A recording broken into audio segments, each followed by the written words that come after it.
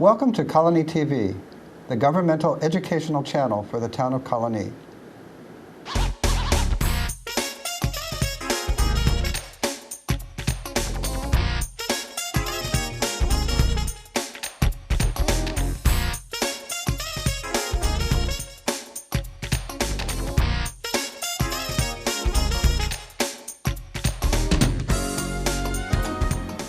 Hello, I'm Colonie Town Judge Peter Crummey, and welcome to Benchmark. We'll explore a variety of issues involving our legal system, our justice system, and how they intersect with the citizens of the town of Colonie. Today we are truly fortunate to have as our guest Seth Harris, 7th grade social studies teacher from our own Shaker Junior High School. And welcome, Seth. Thank you for joining us today. Thank you very much, Judge Crummey. Seth, we've had many opportunities to work together on a variety of projects involving your students and the enhancement of civics education and government education and social studies education. And one of the main reasons I wanted to have you here today was not only to recognize the significant things that you've done on behalf of our students and on behalf of our education system here in the town of Colonie, but also to talk a little bit about a report that just came out from the New York State Bar Association, which from the report and recommendations of the Law, Youth, and Citizenship Committee on Civic Education. And the sum and substance of the report paints a dire picture for our future education as it responds to civics and government education. And it dawned on me at that point, in their recognition, that actually it is possible that those creating our education models currently in the state of New York and also nationally are placing much less emphasis on the study of civics and education and more so on possibly math and science. And we all recognize there's great value to those topics too. But it dawned on me the significant efforts that you've made to promote civics education in our area. And I wanted to talk a little bit about that and recognizing what you've done and what you continue to do over at the junior high school. Now, you've been a teacher at our junior high for 8 years. Yeah, it's hard to believe it's been that long. And you know, we're taping this in May, and of course, May 1st is Law Day, and you have celebrated Law Day at the junior high school each year of your employment as a teacher at the junior high. And tell me how you've shaped that over the years. Well, I remember going to a Law Day program when I was in 4th grade. My father, who was at the time a state Supreme Court justice, brought me to Court of Appeals to hear then Chief Justice Sol Wachtler address the state. And to me, that was the coolest thing in the world. Yeah. And I remember wanting to share that experience with my fellow classmates. The thing was there wasn't a forum to do it. So when I became a teacher, I remembered that, and that was one opportunity I wanted to create for students. So November of my first year teaching at Shaker Junior High, which was 2006, I put together a program that students would be able to interact with the law and understand a topic as closely as possible. So in order to do it, again, there's no budget for it, so I won a mini grant of $100. Wasn't much, but it was enough to buy some educational materials in order to be able to conduct the program. So we did that, and you were the first person that I contacted at the time, and it was a panel discussion that we had in the auditorium at Shaker Junior High. And we had several dignitaries, including District Attorney David Soares, then Town of Colonie Supervisor Mary Brazel. We had State Supreme Court Justices Gus Devine and Joe Teresi, and we had a representative from then U.S. Senator Hillary Clinton's office. That's right. And of course, we can't forget Senator Neil Breslin was there. Right. And students were able to talk with these dignitaries. They had pre-written questions questions on specific topics, and then they put together skits that they presented to the dignitaries as well as their fellow classmates. And all of Houston Hall was there, as well as some other halls that wanted to watch this presentation. And this was, by all means, a hit. So, of course, what were people saying the next day?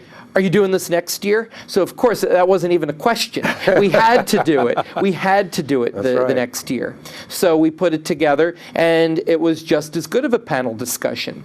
But finally, when it really springboarded was in fall of 2008, when I was serving on a grand jury at the Albany County Judicial Center, and I met the Commissioner of Jurors, John Diamond, and I told him about the Law Day program, and we were both thinking, and we eventually said at the same time, wouldn't it be great to bring that Law Day program to the Albany County Courthouse?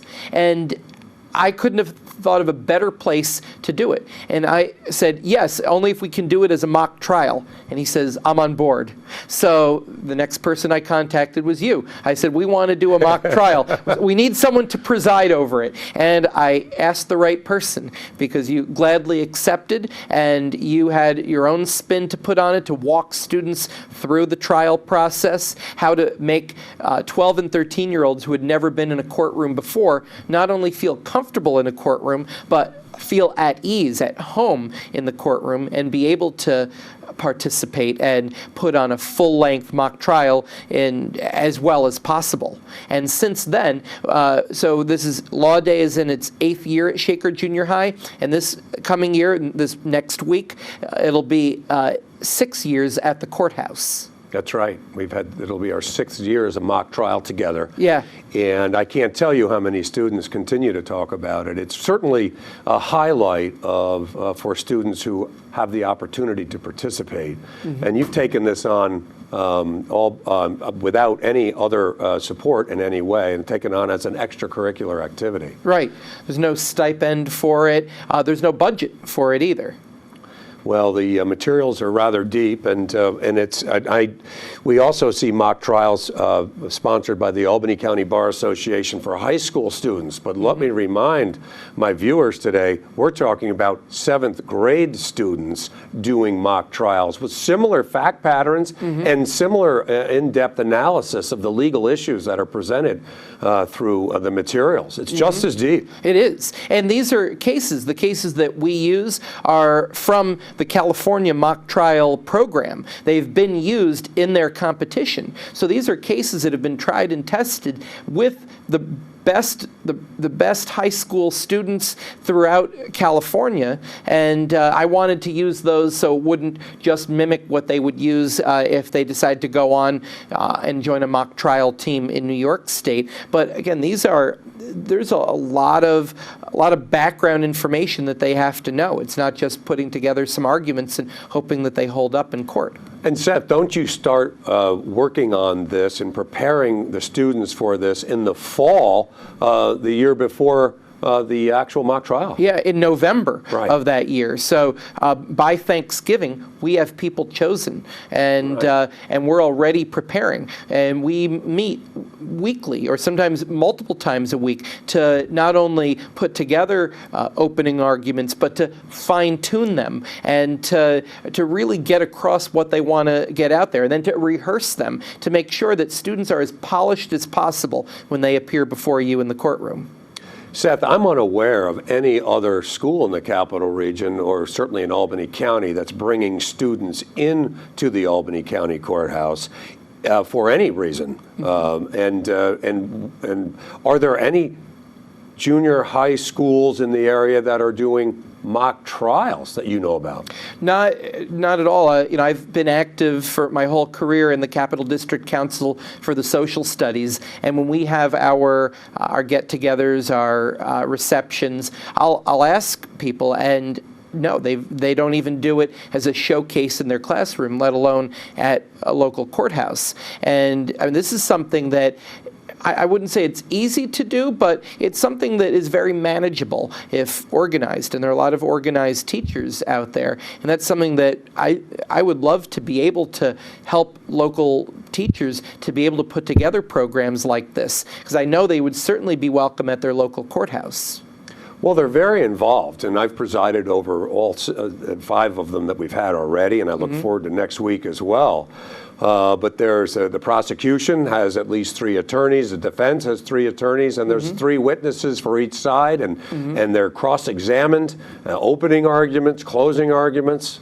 And there's a full jury panel as well. Yeah. So it's great. And they have to voir dire the jury. So you have jury selection as part of it, and then the jury has to deliberate, and they'll take their lunch with them into the jury deliberation room, and they stay there till they have a verdict. And you know what I like about the materials that you present to the students, which ultimately are presented before me? They often involve a constitutional issue, whether it's search and seizure, which might have been last year's, and it might be a common thread in many of the fact patterns. But those are very important constitutional issues for people of all ages, and for you to bring that to the children in 7th grade, to be able to have an understanding of what that means and how valuable the Constitution is, and how valuable civics education is, and understanding a courtroom.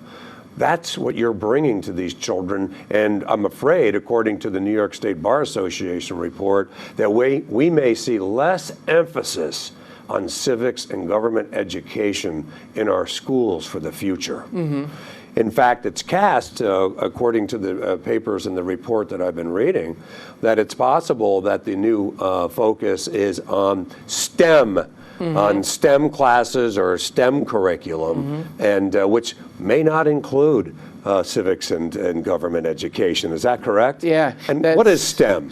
STEM is, it's an acronym for science, technology, engineering, and mathematics. And that seems to be the new buzzword in New York State right now, with Governor Cuomo's Master Teacher program that he's really gone around the state promoting. I looked into that, and I originally thought I would love to share some of my resources with other teachers. But then when I looked at the qualifications for master teachers, it was only for STEM teachers. And you look at TV stations, there are a lot of them that have their Teacher of the Week program, and they're now narrowing it down to STEM teachers, because that seems to be the direction that everything is going. Well, you know, I think that I think our students need to have an emphasis on civics and government education. If we forget, and if our children have no idea about how our country was created and the government process that exists today, and how the judicial branch works, and how the legislative branch works, and how the executive branch works, I'm afraid that it'll become too distant and foreign of a topic for them to be able to enhance democracy, which is what we want all of us to do. Right. And that's not only unfortunate, but it could be detrimental to our government. I mean, think about how many people think that any legislature is dysfunctional, whether it be at the state level or at the federal level. Right. Well, what are we going to do about that? Well, we need to educate our future electorate as to how do you choose the best candidate? What are the qualities of a candidate that you would want? And what is their job actually to do? And after that, how should they perform in that job?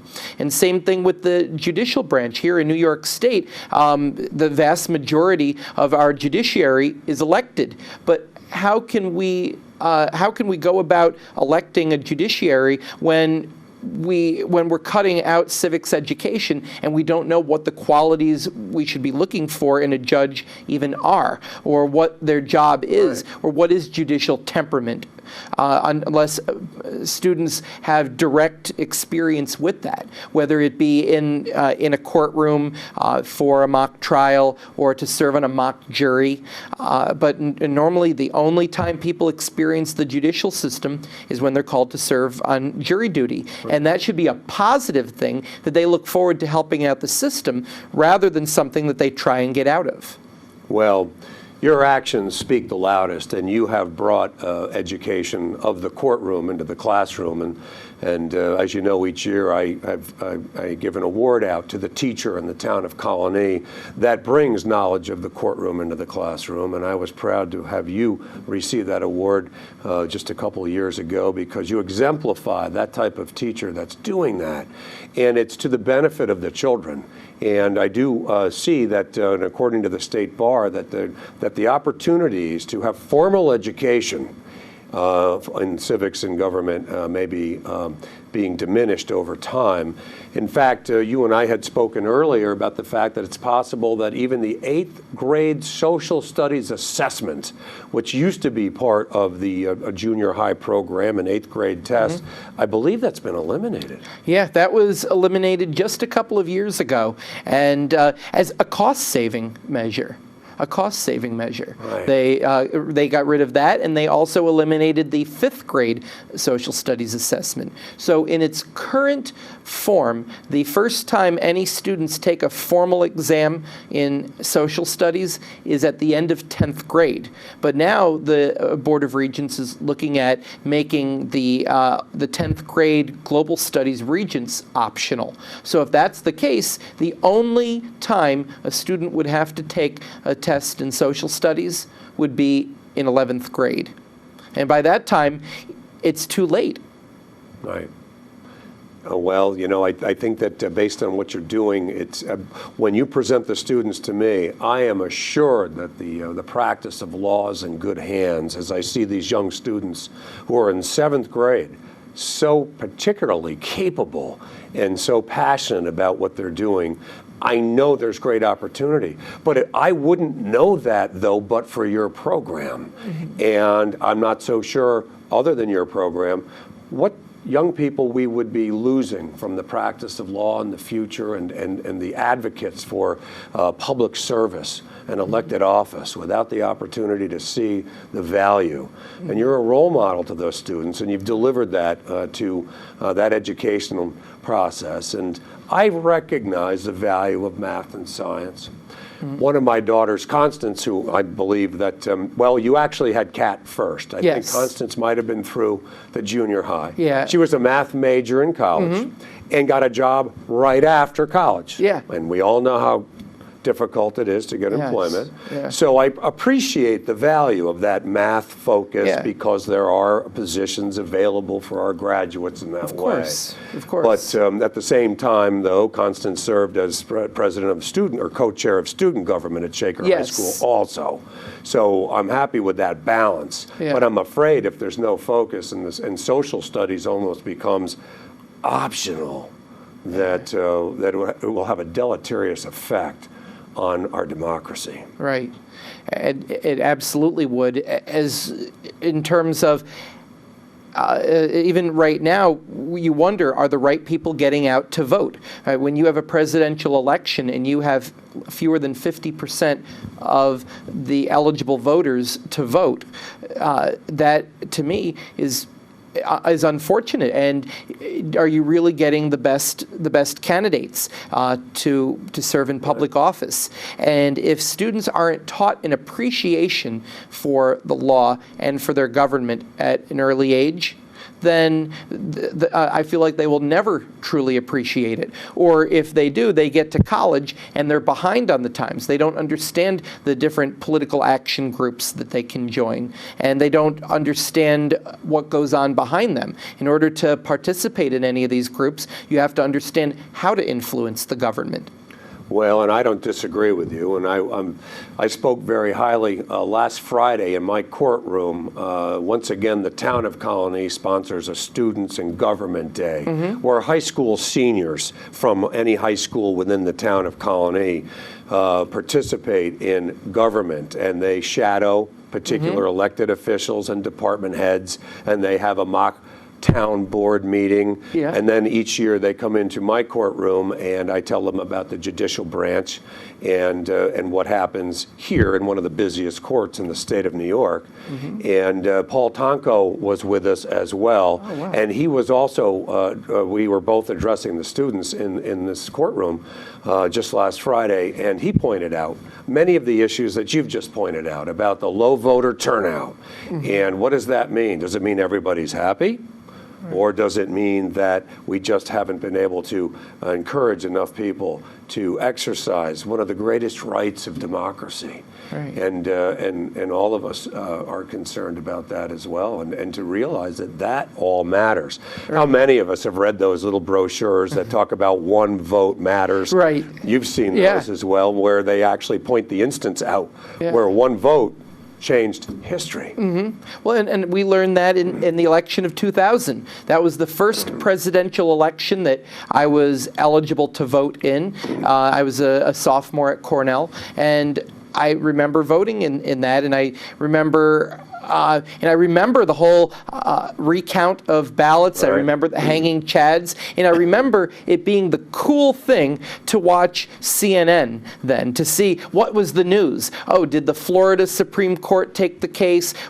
Did the U.S. Supreme Court eventually grant certiorari in that? And I remember following that all the way through, and I was wondering, I had a 50-minute class, what might transpire while I was in there? And we didn't have cell phones, smart cell phones back then to be able to give us the up-to-the-minute news. So instead, after class, you'd be rushing to the library to hop on a computer and go to CNN.com.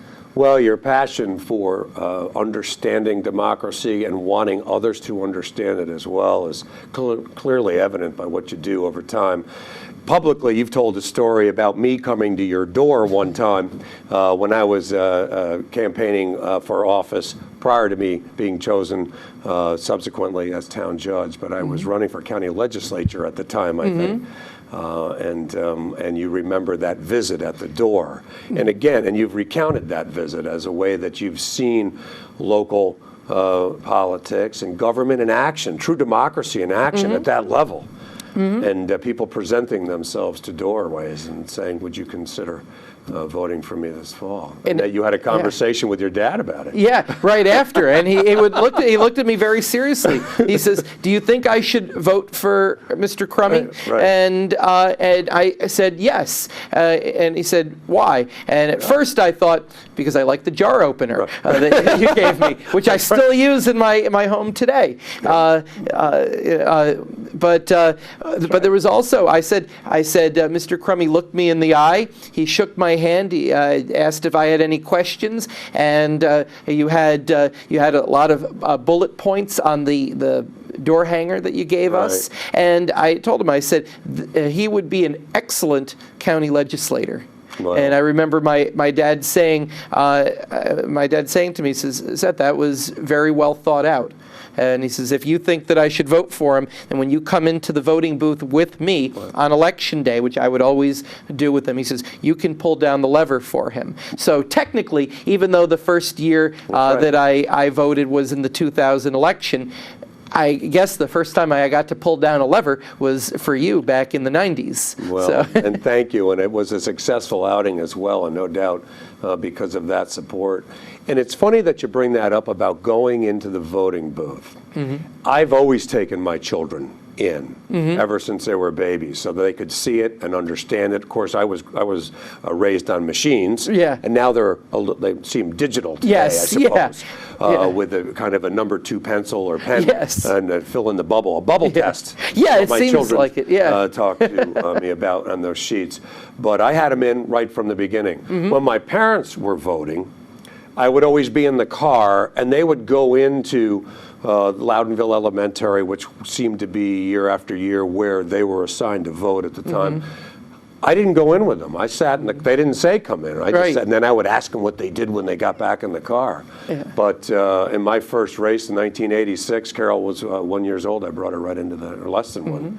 I brought her in, and I put her finger on the lever. On the lever. That's right. And I think that demystifies that. And I take them with me today too. I think, and now many of them, of course, voting. I have no less than 4 now who can vote themselves, with one more to become 18 in the future. But I think all of that shows that your family was very much integrating all of that with you at a young age. And of course, your dad and mom were involved in public service in so many ways. Mom served our North Colony on the school board successfully many times. And of course, Dad is one of the greatest jurists that we've ever had in Albany County. Wow. And he's well recognized even today. People still write about his decisions. In fact, it wasn't within the year, I believe, that they had a celebration at the county courthouse about one of his landmark decisions, and recognizing how he left his imprimatur and DNA on our legal process here, not only in Albany County, but throughout the state of New York. So, and that was quite the celebration. Yeah. Tell us what the celebration was for. Oh, sure. Well, back in 1953, Watson and Crick discovered the double helix of DNA. But for decades, and people didn't truly understand what the implications of it were. Yeah, you could use it in science in a laboratory, but it wasn't until the mid-'80s when we had a case in Albany of a case against a person who was developmentally disabled, and there wasn't enough evidence besides DNA evidence to convict. So there were 2 police officers, 2 Albany City police officers who actually were they Albany City, or they were may have been Albany County Sheriff's Department, but they were Albany, and they had gone to a lecture on possible uses for DNA evidence, possibly in crime scene investigation. So they presented this evidence to then District Attorney Saul Greenberg, and he said, let's use it. So they had a Fry hearing on the admissibility of this DNA evidence left at the crime scene on 2 people, on George Wesley and Cameron Bailey. So this is in 1987, and eventually it was decided, as these people were literally at the courthouse for 16, 17, 18 hours a day, just trying to wrap their heads around this material. What do all of these words mean? And eventually it was determined that this evidence would be admissible in court. So my father admitted this evidence into Albany County Court, and therefore they were able to achieve the conviction of these 2 criminals. And then at that point, after that, DNA evidence became commonplace. I mean, you hear of very few cases that don't use DNA evidence now. And since that was one of the first in the country, as you mentioned, now they use that, they cite that in a lot of cases when they're talking about admissibility of DNA evidence in a case. And it's also had a positive impact to, in the case where maybe someone was wrongly convicted, and the DNA evidence that has now surfaced exonerates that person. Right. So the whole Innocence Project built around that. Exactly. So it's really, and of course, Judge Harris was instrumental in making sure that became part of the legal fabric of not only state law, but of federal law as well. And obviously the Harris family has distinguished itself in the legal field, and you continue to do so as well in bringing knowledge of the court system and our government to the students of the Shaker Junior High School. And most recently, you took quite a group of student government and the mock trial team down to Washington, D.C. As well. Yeah, I figured Law Day should not be just preparing for 6 months for a program that's over in a few hours. I want to create an experience for them so they truly appreciate it and they truly have as much enriching experience as possible. So I took the group, a full bus load, it was 45 students, to Washington, D.C. over our April break, and we saw a lot of things that you don't ordinarily see if Right. you were to go down with your family. Again, a visit to the Supreme Court, where we were the only ones in the Supreme Court courtroom, to the National Portrait Gallery for a Struggle for Justice tour. And the students overwhelmingly thought it was not only a positive experience, but it created magic. It wasn't just about learning about the Supreme Court or about seeing the Senate or the House of Representatives. It was about the experience that you get doing things for the first time, seeing the Supreme courtroom for the first time with your prosecution team, with Law Day, being able to talk to Senator Kirsten Gillibrand, that may be their only time in their lifetime Right. speaking with their U.S. Senator, staying away from home for 4 nights for the first time, figuring out how to budget their money, learning how to use public transportation system. It was, in every aspect, a magical experience for all, including myself. Well, again, that's extra time for you to do that, but it's vital, in my opinion, to proposing and exposing democracy to the students. And no one does it better than Seth Harris.